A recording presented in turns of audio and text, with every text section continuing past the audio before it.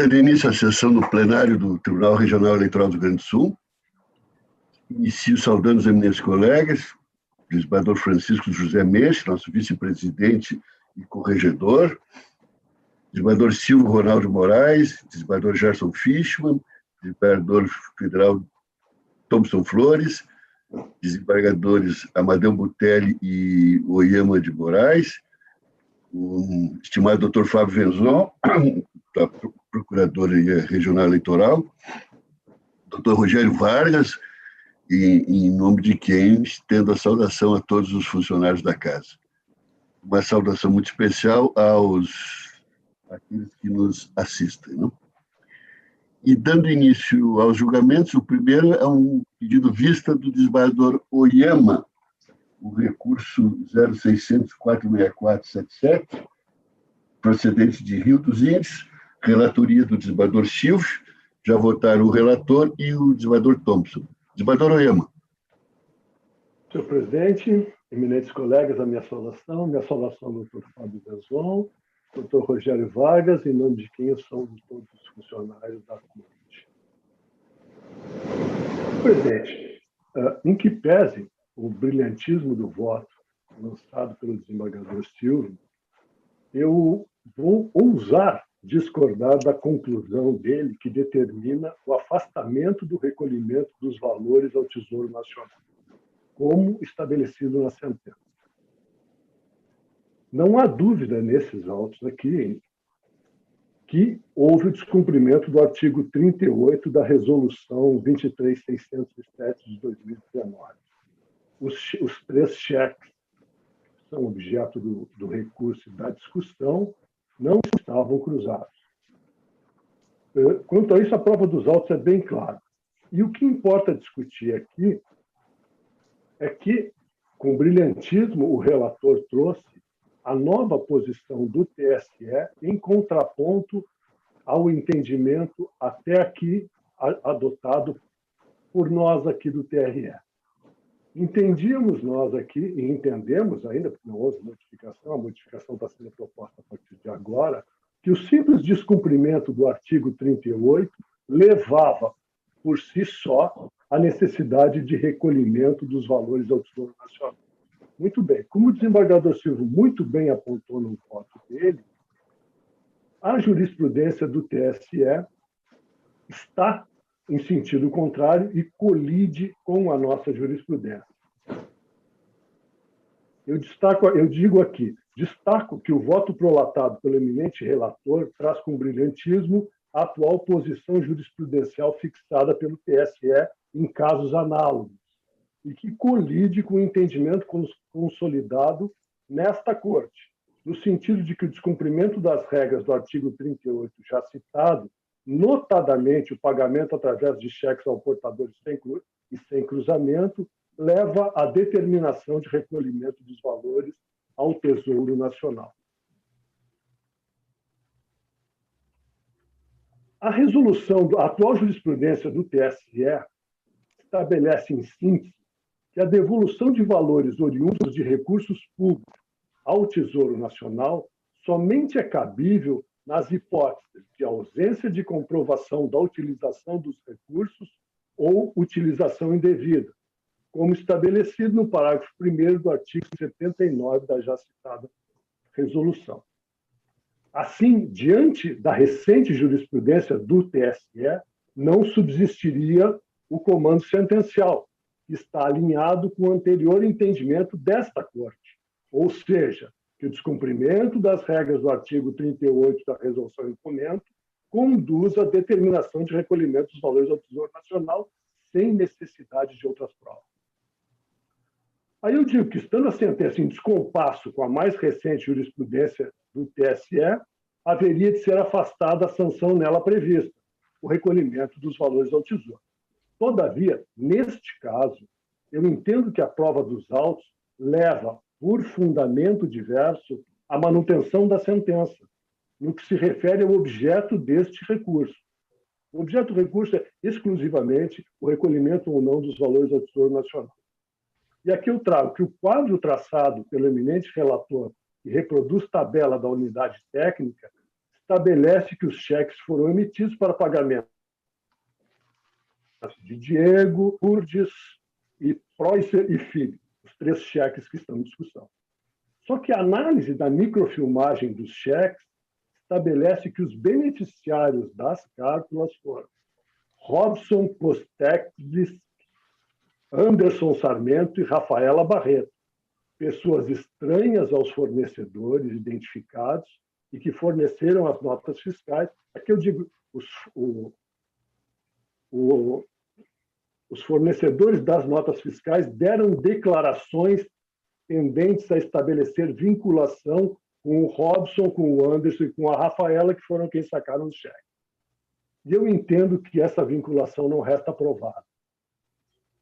A propósito do tema, eu acrescento que as regras contidas na Resolução TSE 23609 objetivam que se estabeleça de modo fidedigno a utilização de recursos públicos para gastos de campanha. Vale dizer, os gastos de campanha devem ser identificados com clareza e estabelecendo elos seguros entre os beneficiários dos pagamentos e os serviços prestados. É a chamada rastreabilidade. Os pagamentos devem ser atestados por documentos hábeis a demonstrar o serviço prestado pelo beneficiário e sua vinculação com a despesa. Assim, mesmo superado o entendimento desta Corte quanto à obrigação de recolhimento dos recursos ao Tesouro Nacional nas hipóteses do artigo 38, persiste a obrigação de comprovação fidedigna da utilização dos recursos públicos para pagamento de despesas de campanha. E no processo em exame, a meu sentir, a prova dos autos não comprova, data vênia do entendimento em contrário, vinculação dos cheques emitidos com os serviços alegadamente prestados e objeto das notas fiscais juntadas. Com efeito, a microfilmagem dos cheques revela como beneficiários terceiros, sem nenhuma relação comprovada com os emitentes das notas fiscais apresentadas, configurando, a meu sentir, utilização indevida dos recursos públicos, pois não há mínima comprovação de que os beneficiários dos cheques tenham prestado serviço que justifique os pagamentos. E aí eu trago uma jurisprudência do TSE aqui, relator o ministro Luiz Felipe Salomão, neste sentido. Eu reforço que a prova dos autos não revela nenhum documento fiscal idôneo emitido pelos beneficiários dos cheques, e tampouco contrato ou prova de prestação de serviços a justificar os pagamentos feitos. Assim, ausente a vinculação entre os beneficiários dos cheques e os emitentes das notas fiscais, e ainda, diante da ausência de provas por documentos idôneos de prestação de serviço por parte dos beneficiários dos cheques, eu entendo que resta descumprida a regra posta no artigo 60 e parágrafo da Resolução 23607, que estabelece a documentação necessária para a comprovação. E eu concluo dizendo que, descumprida a regra posta no artigo 60, acima citado, já que não há vinculação por documentação idônea entre os beneficiários dos cheques e prestação de serviços que justifiquem os pagamentos, os gastos representados pelas cártulas restam sem comprovação, o que atrai a incidência do disposto do parágrafo 1º do artigo 79 da já citada resolução, com a devolução dos valores ao Tesouro Nacional, como determinado na sentença. Eu concluo, então, em face da prova dos autos, que a falta de vinculação entre os beneficiários dos cheques e prestação de serviços à campanha, ou vinculação dos beneficiários dos cheques aos emitentes das notas fiscais trazidas, traduz utilização dos recursos do Fundo Especial de Financiamento de Campanha sem comprovação, levando, em consequência, à obrigação de devolução dos valores correspondentes ao Tesouro Nacional, na forma do parágrafo 1º do artigo 79 da já citada resolução. Assim, senhor presidente, eu voto por negar provimento ao recurso interposto por Flávio Golling e Vanderlei Adílio Antunes Pinto para manter a sentença prolatada, ainda que por fundamento diverso. É o voto, senhor presidente. Desembargador Fischer.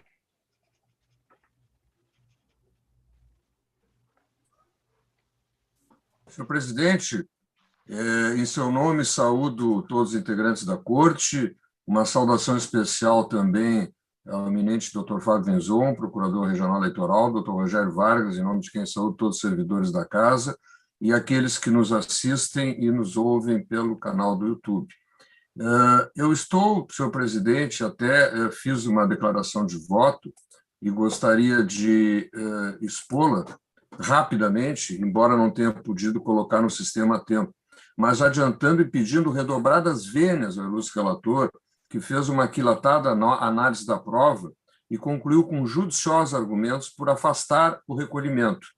Mas eu adianto que estou acompanhando a divergência inaugurada pelo desembargador Oyama e o faço sinteticamente não só pelas razões já expostas no voto divergente, quanto à análise percussiente da prova, mas até com um antecedente que penso, com a resolução 23.607 de 2019, o TSE acrescentou à legislação anterior, à resolução anterior, um dado que me parece que não inultrapassável, a determinação de que o cheque tenha de ser cruzado.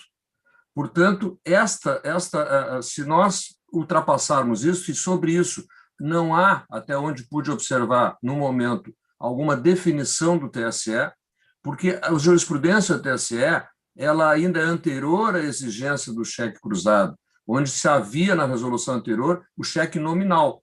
E, neste caso, o TSE mandava afastar o recolhimento quando houvesse prova idônea da utilização, que, a meu sentir, embora rogando vênia, eminente relator, na linha exposta pela divergência, não se configura no caso concreto. Então, para os dois fundamentos, o primeiro, a inexistência de cheque cruzado, porque há uma resolução expressa, e mais, se trata de fundo de recurso público, é o FEFEC, e o FEFEC, a exigência de cheque cruzado foi para exatamente trazer um elemento a mais no sentido de evitar esse trânsito que acaba fugindo em determinadas hipóteses do controle da justiça eleitoral. Então, por essas sintéticas razões que estão um pouco mais expostas no voto que colocarei no sistema de declaração, estou com a vênia, mais uma vez, ao excelente sempre voto do eminente relator, acompanhando a divergência, senhor presidente. Desembargador Botelho.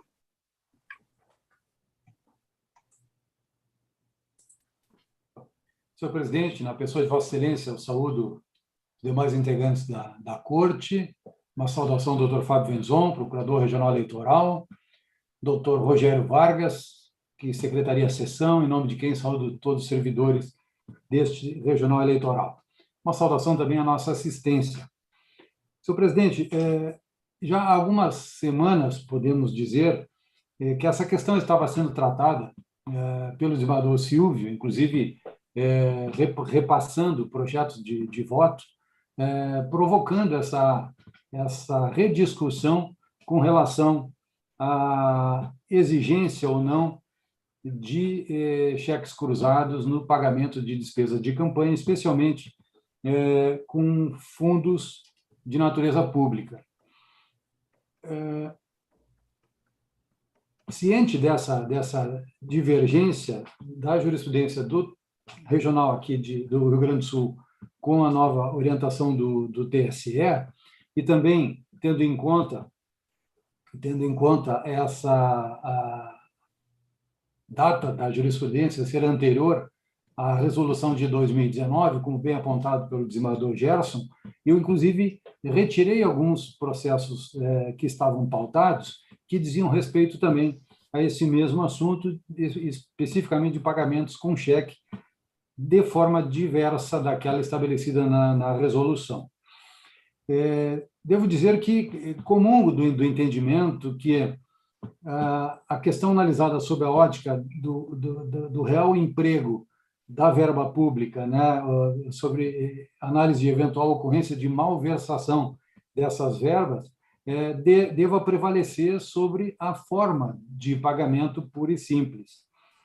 No entanto, para que as contas, no caso em análise, aqui sejam aprovadas, existindo irregularidades, como ocorre, na forma de pagamento, ou seja, cheques não nominais e não cruzados, digamos, ao portador na lição do nosso sempre professor Silvio Moraes, né, do direito comercial, cheques emitidos ao portador, necessário também uma prova idônea da efetiva destinação daquele recurso público.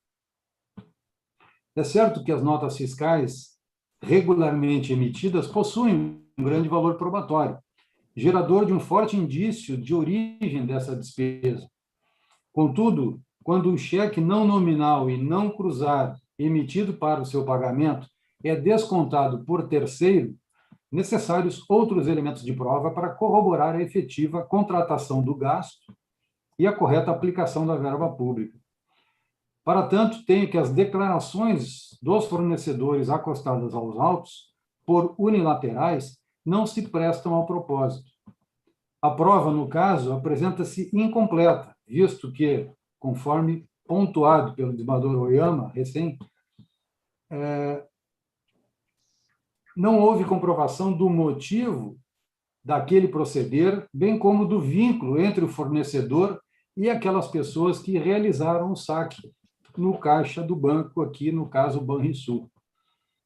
A identificação do beneficiário, sabemos, quando do desconto do cheque, decorre de uma exigência do Banco Central, conforme o valor da cártula.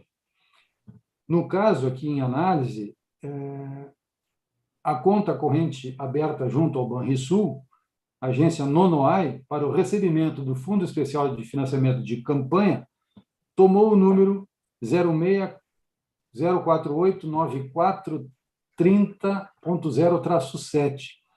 Após um depósito inicial de R$10.000, houve emissão de 6 cheques nesta conta, sendo que apenas 2 foram na forma prevista na resolução.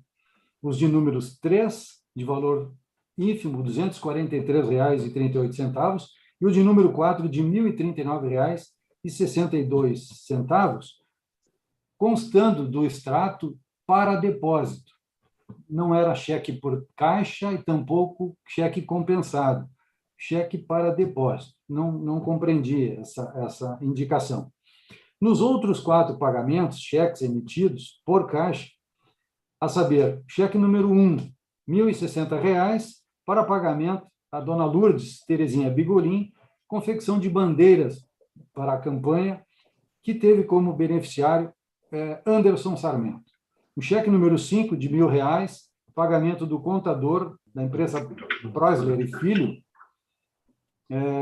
beneficiário Rafaela Abreu. E o cheque número 6, por fim, R$ 1.657, pagamento ao fornecedor Diego Augusto Santin por produções musicais, cujo beneficiário foi o Robson Kotzkiewicz. O cheque de número 2, que não é objeto da análise aqui, curiosamente, de R$ 5.000, emitido e sacado dia 11 de novembro, descontado por caixa, o pagamento foi feito a Elvis Santin, provavelmente irmão do Diego Santin, que recebeu 2 pagamentos também desta mesma conta, pois tem o mesmo endereço na rua Ângelo Sontinelli, 266, mas trabalham no mesmo ramo de atividades, confecção de programas musicais e vinhetas e tal, mas com CNPJs diferentes. Na campanha geral, o candidato recorrente emitiu 13 cheques para pagamento de suas contas de campanha, em 2 contas bancárias. A terceira conta aberta não teve movimentação. Desses 13 cheques, 7 deles foram compensados, presumindo-se que sua emissão na forma nominal e cruzada, razão dessa compensação. Ou seja, havia um conhecimento da exigência legal da resolução de que os cheques fossem emitidos dessa forma. Naquela outra conta, curiosamente, os pagamentos do fundo público de campanha, os pagamentos foram feitos de forma irregular. Causa espécie que no dia 1º de dezembro de 2020, após a eleição, o saldo dessa conta corrente do Fundo Especial de Financiamento de Campanha era de R$ 3.717, valor idêntico à soma dos 3 cheques que estão sendo glosados aqui na análise das contas. cujo recolhimento, então, foi determinado em sentença. Tais circunstâncias, eu entendo que enfraquecem essa prova de idoneidade dos pagamentos efetuados. Sabemos que, por vezes, especialmente em períodos de crise financeira, acentuados agora pela pandemia, não há interesse de parte dos credores e fornecedores nesse trânsito de valores em suas contas correntes. Isso em razão de possíveis pendências bancárias como empréstimos, contas devedoras, pela utilização do limite de crédito, risco de penhora online via Bacenjude, etc. Daí, porventura, advêm as solicitações para pagamentos com cheques na forma ao portador, com recebimento dos valores correspondentes por terceiras pessoas. Finalizando, tenho que a prova, no presente caso, está incompleta, frágil, sendo incapaz de conferir idoneidade suficiente para relativizar a exigência legal sobre a forma de pagamento dos gastos de campanha.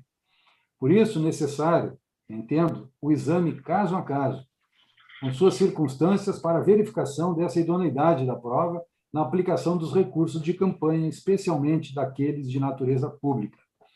Pelo exposto, com a devida vênia ao nobre relator, estou acompanhando a divergência para votar pelo desprovimento do recurso, mantendo a aprovação das contas com ressalvas, com a determinação de recolhimento de R$ 3.717 ao Tesouro Nacional. Esse é o voto, senhor presidente. Senador Meche.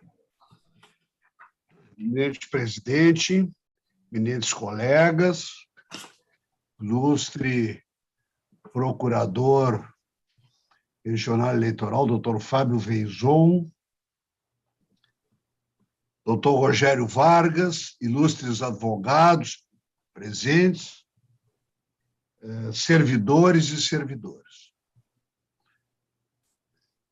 Verifiquei que aqui nós estamos diante de manutenção de posição do Tribunal Regional Eleitoral e adoção de nova orientação do Tribunal Superior Eleitoral. Confesso aos senhores que eu ainda não estou muito familiarizado com isso. Então, eu peço vista e quero ver se trago, numa das próximas sessões, essa matéria. Vou examinar isso de forma mais detida e mais pormenorizada. Bem, então, proclamando o resultado provisório, após o voto do relator, dando provimento ao recurso,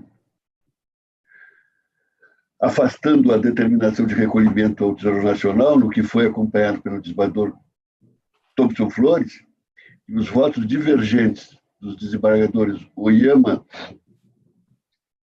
de Moraes, Gerson Fischmann e Amadeu Butelli, que negavam provimento ao recurso, pediu visto o desembargador Meche, com o que é suspenso o julgamento até o retorno dos autos à mesa. Esse é o resultado por hora. Bem, eminentes colegas, em relação aos demais feitos, nós temos apenas, quanto ao parecer ministerial, duas divergências. Uma, o 8 da pauta, voltou o 8 da pauta, a relatoria do desembargador Gerson Fischmann, e outra, o 12 da pauta, o 8º, né? E agora o 12, relatoria do desembargador Butelli. É o que eu tenho como divergências assinaladas. Então, podemos começar com o 8, desembargador Fischmann. Senhor presidente, renovando as saudações, parece-me, eu não sei se é o caso, que eu havia até conversado com o Ministério Público, doutor Fábio, agora ao início da sessão, que haveria uma retificação, neste momento, do parecer, afastando a divergência quanto ao encaminhamento do voto. Então, se o doutor Fábio... Sim, se puder sustentar. Sim, doutor Fábio, tem a palavra. Ok. Senhor presidente do Egrégio Tribunal Regional Eleitoral do Rio Grande do Sul, excelentíssimos desembargadores, integrantes da Corte, ilustríssimo doutor Rogério Vargas, que secretaria de sessão, em nome de quem saúdo todos os servidores, e uma saudação especial à nossa audiência. Este processo, prestação de contas do vereador João Carlos Bignini, no município de Novo Barreiro, nas eleições municipais de 2020, e houve a desaprovação em virtude da ausência de documentos obrigatórios e não atendimento à forma de pagamento estipulada no artigo 38 da referida resolução. Acontece que, neste caso, os honorários do contador, eles foram pagos para a empresa Essente Jus. E a empresa, através de um boleto bancário, isso ficou claro que o pagamento foi feito para essa empresa, efetivamente, mas a empresa Essente Jus é que pagou parcela desse valor, acho que, salvo engano, 70% do valor para uma contadora. Muito bem, então, em princípio, haveria essa irregularidade. Acontece que eles trouxeram, foi juntado nos autos, já antes mesmo, quando do início da prestação de contas, antes do parecer, inclusive, né, o contrato de prestação de serviço de contabilidade assinado pelo candidato, pelo Essente Jus e pela contadora. E este contrato, no anexo 2, ele diz exatamente a forma de pagamento, que vai ser dessa maneira o pagamento. Porque a Essente Jus, se entrarmos no site dela, se verifica que ela é uma plataforma. Inclusive, aqui no recurso, eles mencionam, aí fica até mais claro assim, né? Eles mencionam o seguinte: a Essente Jus tem como trunfos a detenção dos direitos de um software próprio destinado ao registro e à gestão desses recursos, de uma plataforma para arrecadação de recursos, robô de arrecadação Essente Jus, e de um robusto know-how no âmbito da contabilidade. Aí, a Essente Jus, os contadores que têm interesse em fazer contabilidade na área eleitoral se unem a ela, se associam a Essente Jus para utilizar desse software, da plataforma, enfim, né? E aí eles pagam um valor, fica para a Essente Jus, que é 30%, e 70% fica para o contador. Então, aí é mencionado no recurso, a contabilidade associada, por seu turno, contabilidade associada é a contadora. Tem a seu favor, além do seu inequívoco conhecimento contábil, do suporte dos treinamentos, do acesso ao mencionado software, a vantagem da proximidade geográfica com o cliente, algo com o qual a Essente Jus não lograria, por questões operacionais contar, e que a toda evidência facilita sobremaneira a prestação do serviço. Aí depois menciona no recurso, dessa forma, ou melhor, nesse modelo de negócio, a relação de parceria entre Essente Jus e contabilidade associada, constituída por meio da adesão da segunda ao contrato de parceria da Essente Jus, né? Então, é um modelo de negócios que foi feito, e isso constava já, como eu mencionei, antes, inclusive, do parecer, esse contrato foi assinado pelo candidato, está lá, a forma de pagamento. Muito bem. Além disso, tem a declaração da contadora informando que efetivamente recebeu os recursos da Essente Jus. Tem o site da Essente Jus que a gente entra, a gente vê que parece realmente uma coisa fidedigna. Esse não é o único processo envolvendo que a Essente Jus, que existe essa forma de fazer a contabilidade, ou seja, essa plataforma junto com a contadora e a Essente Jus recebendo o recurso e repassando para a contadora. Vão chegar outros processos na corte, já estão na corte, na verdade, outros processos que envolvem essa mesma situação. E me pareceu, então, que diante disso, diante do contrato, das notas fiscais, tanto a contadora emite nota fiscal, quanto a Essente Jus emite nota fiscal. Os dois emitem nota fiscal. O contrato esclarece por que dessa forma de pagamento. E, posteriormente, também tem a declaração da contadora informando que efetivamente recebeu o recurso da Essente Jus. Então, em virtude disso, entendemos que está claro que, efetivamente, o recurso foi pago também para a contadora. Também a contadora recebeu. E está correto o candidato em mencionar que tem esses dois fornecedores, porque o contrato é com a Essente Jus e com a contadora. Então, ele não poderia colocar só como fornecedor a Essente Jus, que é quem está recebendo o recurso. Ele tinha que efetivamente colocar também a contadora, porque ela assina o contrato também, né? Então, está correto colocar os dois. Mas a forma de pagamento, melhor seria que o contrato não se desse dessa forma, que o recurso fosse pago 30% direto para a Essente Jus e 70% direto para a contadora, sem essa intermediação. E, efetivamente, no meu parecer, quando dei o parecer, eu acabei me manifestando pelo provimento do recurso. E no recurso é pedido aprovação sem ressalvas e, subsidiariamente, aprovação com ressalvas. No momento, na hora, eu não me atentei, assim, que realmente o correto aqui seria aprovação com ressalvas, porque, e, inclusive, farei isso nas demais pareceres envolvendo essa mesma questão, porque aqui a forma adequada aqui, neste caso, era que fosse pago diretamente para a contadora, né? Então, para as próximas eleições, é bom que essa empresa ela mude a forma de fazer esse contrato, que é um contrato padrão dela, que ela utiliza, mas mude a forma de fazer o contrato para que passe a contadora associada a receber diretamente os recursos. Mas aqui, nesse caso aqui, me parece que esse conjunto de elementos, notadamente esse contrato assinado, que demonstra a forma de pagamento, e se o candidato quisesse burlar, bastaria ele fazer um contrato só com a Essente Jus. Pronto. Fazer um contrato com a Essente Jus, vou pagar tudo para a Essente Jus, e pagar tudo para a Essente Jus, se ele quisesse burlar. Mas não, corretamente, ele colocou a contadora ali, na prestação de contas, no contrato consta a contadora, né? Acho que a coisa, como está aqui neste processo aqui, não há dúvida de que o pagamento se deu de maneira correta. Mas a forma não está adequada.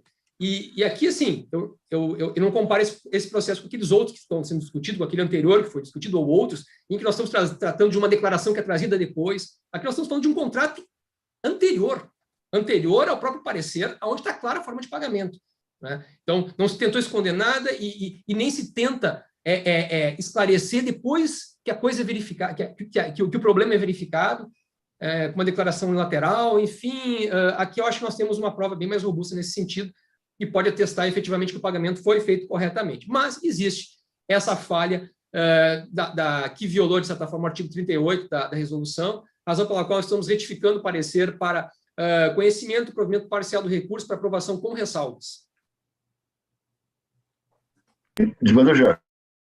Senhor presidente, o voto encaminhado é exatamente na linha agora do parecer do Ministério Público, com esta retificação para aprovação com ressalva. Efetivamente, e eu quero aqui fazer publicamente, mais uma vez, os merecidos elogios à conduta do Ministério Público, na pessoa do Dr. Fábio e de todos os demais que ocupam essa cátedra nesse tribunal, de examinar com acuidade os casos, cada caso, sabendo separar as circunstâncias. Efetivamente, é possível verificar com a documentação juntada que realmente o trânsito dos recursos, isso não há dúvida. O problema todo, e por isso a aprovação meramente com ressalvas, na verdade, pela forma como foi feita, porque o contrato tem que ser feito com aquele com qual vai ser pago. E aqui o contrato foi feito com uma empresa, que também nós até entendemos seja um tipo de plataforma de acesso a contadores, e esta empresa repassou. Então, esta formalidade não foi cumprida, porque o fornecedor é que tem que ser contratado. Então, agregando e, mais uma vez, cumprimentando pelo parecer e pelo posicionamento, o voto é no sentido de aprovação com ressalvas. E os votos dos demais colegas são todos no mesmo sentido, né? Que possam proclamar o resultado.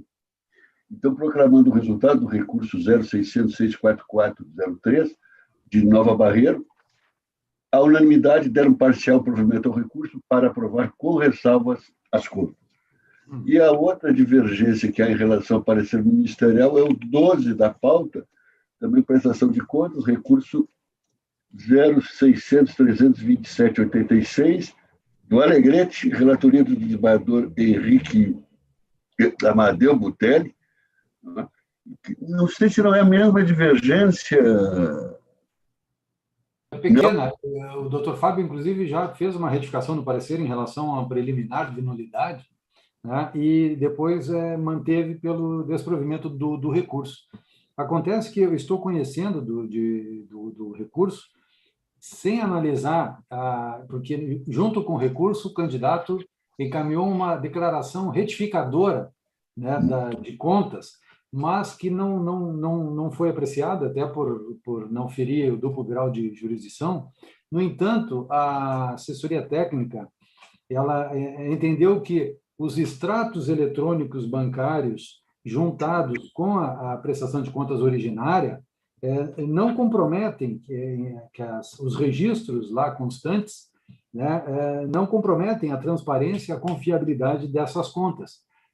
Restou comprovado que as omissões ocorridas na prestação de contas com relação às receitas e despesas nos demonstrativos contábeis foram devidamente esclarecidos. Houve 5 depósitos num total de R$1.000 de parte do candidato com recursos próprios e apenas 2 pagamentos de verbas de R$100 cada, né, que foram devidamente comprovadas a origem do recurso e o fornecedor J.A. Lima e Companhia Limitada. De forma que esses valores, inclusive os pagos, transitaram na conta corrente do recorrente e não há mácula alguma a não ser as omissões nos demonstrativos contábeis. Então, doutor Fábio, eu não sei se retificaria nesse aspecto. Eu estou aprovando parcialmente, dando parcial provimento ao recurso com aprovação com ressalva das contas, até porque a quantia é módica. Senhor presidente, eu vou manter o parecer, mas eu entendo a posição do relator, que meu parecer foi mais no sentido de que não se poderia conhecer dessa retificação, e realmente, assim, eu me ative mais a isso. Não. Ele traz uma retificadora, entendemos que não. Primeiro, afastamos a nulidade, né? Afastamos a nulidade por ausência de intimação, entendemos que houve a intimação. Depois, no mérito, entendemos que não era possível trazer a retificadora, mas eu entendo que o relator, independente da retificadora, analisando como foi prestadas as contas, independente da retificadora, está entendendo que... E as irregularidades realmente são de pequena monta. Analisando agora, verifiquei que trata-se de depósitos que não haviam sido declarados, mas que estão com o CPF do próprio candidato, não é? Então, muito provavelmente até são depósitos feitos por ele, mas não havia sido declarado. Depois, as notas fiscais são valores de, acho que, salvo engano, R$200, sim, valor bem pequeno. Talvez, mas eu mantenho o parecer, mas assim, com dúvida, digamos assim. Mas já que está o parecer aí, não vejo necessidade de alteração. Fica o parecer como está. Devido ao grande de sal, né, doutor Wenzon? Exatamente. Com Gano Salles, né? Bem, os demais colegas estão de acordo com o eminente relator, não? Então, posso proclamar o resultado dos. A unanimidade, afastada a matéria preliminar, proveram em parte o recurso para aprovar as contas com ressalvas. Presidente, apenas quando chegar o sexto, eu gostaria de fazer um breve comentário. Pois não, então vamos ao sexto, desembargador Silvio. O sexto, presidente, em primeiro lugar, renovo a saudação a todos, ao desembargador, ao nobre procurador, doutor Fábio Wenzon, ao doutor Rogério, quem homenageia os nossos preciosos funcionários do TRE e a todos que nos assistem. Presidente, eu quero apenas fazer uma referência de que estou acompanhando o parecer do doutor Fábio, mas eu não posso deixar de registrar que se trata de uma consulta. E a consulta, durante o tempo em que aqui estou, eu vejo de extrema importância, porque é aquele momento em que o jurisdicionado recorre à corte justamente em busca de uma orientação de como deve proceder. Por isso, eu quero tecer um elogio ao Partido Socialista Brasileiro, em particular, na pessoa dos seus competentes advogados, doutor Vanir de Matos e o doutor Luciano Manin, que encaminham uma questão importantíssima, justamente baseados nas resoluções e na lei eleitoral, vejam bem, sobre a aplicação do PIX, que é justamente este modo moderníssimo, atual, em que todos estão aderindo, das transferências eletrônicas. E eles, oportunamente, antes de utilizarem o recurso, fazem uma referência ao artigo, a resolução 23.604/19 do TSE, cujo artigo 8º, no parágrafo 1º, especificamente menciona transferências eletrônicas. E também no parágrafo 3º, dizendo que só poderão ser realizados mediante transferência eletrônica entre as contas bancárias do doador e do beneficiário da doação. Então, eu fiz um levantamento aqui a respeito do PIX, fiz toda uma trajetória, me vali da muito bem lançada parecer da Secretaria da Auditoria Interna, que também dá conta de todas estas vantagens do PIX e, evidentemente, da transparência que é, de fato, o objetivo da lei. Mas, no entanto, a nossa auditoria também recomenda, ao final do parecer, que deve ser feito o encaminhamento da consulta ao TSE, porque pendente ainda a regulamentação entre o Banco Central do Brasil e as normas do TSE. Então, eu queria dizer, como tenho impregnada na ideia, toda vez que nós pudermos ultrapassar preliminares, a cereja do bolo hoje no novo CPC é o mérito. E na consulta eu entendo isto. Toda vez que nós pudermos ultrapassar, e aqui em tese eu estava julgando superadas e atendidas os critérios subjetivos e objetivos da consulta, mas, de fato, a matéria está pendente do exercício do poder regulamentar da Corte Superior, nos moldes do artigo 23, inciso 9 do Código Eleitoral e 61 da Lei 9.906/97. Só por isto refoge a nossa competência e, por isto, é que eu não pude dar o provimento e atender à consulta, não obstante seja inexorável que isto venha a ser reafirmado quanto à utilização do PIX. Então, o voto é exatamente em conhecer, é não conhecer da consulta nos termos 92 do regulamento interno, unicamente porque pendente de regulamentação do TSE este entrosamento para a aplicação do PIX nas transferências entre partidos e contas de doação e etc. Só queria fazer esta observação em homenagem aos consulentes e a preocupação que seguramente todos nós temos em atender a consulta justamente nesta hipótese, em que antes de fazer, vem buscar a opinião da autoridade sobre o melhor modo de agir para fazê-lo em conformidade à lei. Era isto que eu queria deixar consignado, a oportunidade da consulta e esta cautela que deve servir de paradigma, porque seguramente evitará muitas dissonâncias em futuras demandas que seriam desnecessárias sempre que a consulta se antecedesse. Muito obrigado. Perfeito. Então, mas os 6 todos já manifestaram seus votos. Fica assim, a unanimidade não conheceram da consulta. Pergunto aos colegas e ao Dr. Venceslau, quanto aos demais processos, podemos ir proclamando os resultados. Se alguém quiser, algum colega quiser destacar, se destaca. Mas se não quiser, vamos lá. O segundo da pauta é o recurso de prestação de contas 0600-390-20, Tapejar, e fui juiz por um dia em Tapejar, relatoria do desembargador Francisco José Menche. A unanimidade deram parcial provimento ao recurso para aprovar as contas com ressalva, mantendo a aplicação da penalidade de multa. 3 da pauta, recurso eleitoral,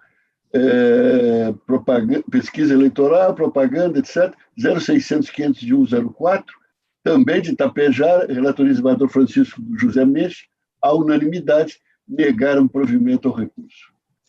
O 4, recurso em prestação de contas, 0600-334-84, Santa Cecília do Sul, relatoria do desembargador Silvio Ronaldo de Moraes, a unanimidade negaram provimento ao recurso.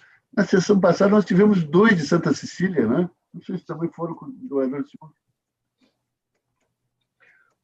O 5, 0600-942-30, também recurso de prestação de contas, desembargador Silvio Torres, a unanimidade deram provimento parcial ao recurso para aprovar as contas com ressalvas, mantendo-se a condenação ao pagamento da multa no valor de R$ 1.040,69, a qual de ofício, retificando o erro material da sentença, vai destinado ao fundo partidário. O 6º já foi, o 7º também recurso de prestação de contas, 0600-335-74, Nova Santa Rita, relatoria do desembargador Gerson Fischmann, a unanimidade prover o recurso para aprovar as contas com ressalvas.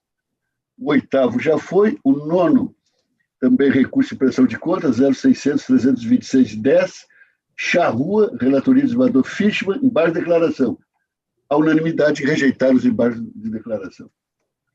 O 10º da pauta, o recurso 0600-397-12, de Charrua, relatoria do desembargador Thomson Flores, a unanimidade negaram provimento ao recurso. O 11 da pauta, 0600-269-17, de Júlio de Castilhos, relatoria do desembargador Thomson Flores, recurso de prestação de contas, a unanimidade proveram o recurso para aprovar as contas com ressalva. O 12 já foi, o 13, recurso 0600-10-22-96, ineligibilidade, etc., relatoria do desembargador Oyama Assis Brasil de Moraes, de Aratiba, a unanimidade negaram provimento ao recurso. E o 14 da pauta, recurso em prestação de contas, relatoria do desembargador Oyama, São Pedro das Missões, não conheceram do recurso unânime. 15, do desembargador Oyama, recurso de prestação de contas, 0600-331-32, Vila Lângaro, a unanimidade negaram provimento ao recurso. E com isso, então, terminamos os nossos julgamentos e vamos à semana que vem, que vai ser uma semana movimentada. Dia 29 teremos a última sessão com o desembargador Thompson e a entrega das medalhas Moisés Viana ao desembargador Thompson, ao desembargador Vilarinho e ao doutor Josimar Resgo. Dia 30 teremos a aula magna do ministro Jobim e dia 1º, que ainda fica na semana que vem, a posse do desembargador federal Orvalli, dos desembargadores na condição de suplentes Canto, do doutor Japur e da doutora Carlin, né? Então, vai ser uma semana movimentada aqui no TRE. E, desde já, assim, vamos estudar, né? Senão vamos conseguir aquilo. O desembargador Thompson vai ficar ligado à casa. Vai ficar ligado à casa. Assim. Não vamos trabalhar o diferimento, presidente. Vamos ver aqui... Os militares, eles têm uma linguagem própria. Fica agregado. Isso, exatamente. Muito joguei. Eu jogava, a Brigada também tem, né? Sim. Era da Fazenda. Fica agregado. E eles também têm outro instituto muito bom, que é aquela exclusão por incompatibilidade, né? Quando o sujeito não dá para coisa, muito interessante. É por aí o nome. Bom, então... Presidente, permite? Sim. Devo, não sei se já é do conhecimento, mas devo lembrar que ontem na Assembleia, na 4ª Assembleia do Colégio de Presidentes dos Tribunais Eleitorais, que eu tive a honra de representar o nosso presidente, muito bom o debate, com participação, inclusive, do ministro Barroso, do ministro presidente do STJ, e o desembargador André Vilarinho recebeu uma homenagem muito tocante do Colégio de Presidentes dos Tribunais Regionais do Brasil. Então, eu devo comunicar, gostaria que houvesse homenagem, poucos foram homenageados, e ele é um dos ex-presidentes homenageados. Uma homenagem muito bonita, inclusive a sua fala também foi fala consistente e marcante. É isso, meu caro presidente. Sem dúvida nenhuma. Mas o doutor Vilarinho, creio que secretariava o Colégio dos Presidentes, né? Sempre atuante. Eu não posso precisar. Acho que sim. E sempre atuante lá. Mas, sem dúvida, uma homenagem muito merecida. Bom, eminentes colegas, então encerramos as sessões dessa semana e vamos, então, um bom fim de semana a todos e vamos à semana que vem com todos os seus eventos aí. Uma boa tarde a todos e um bom fim de semana.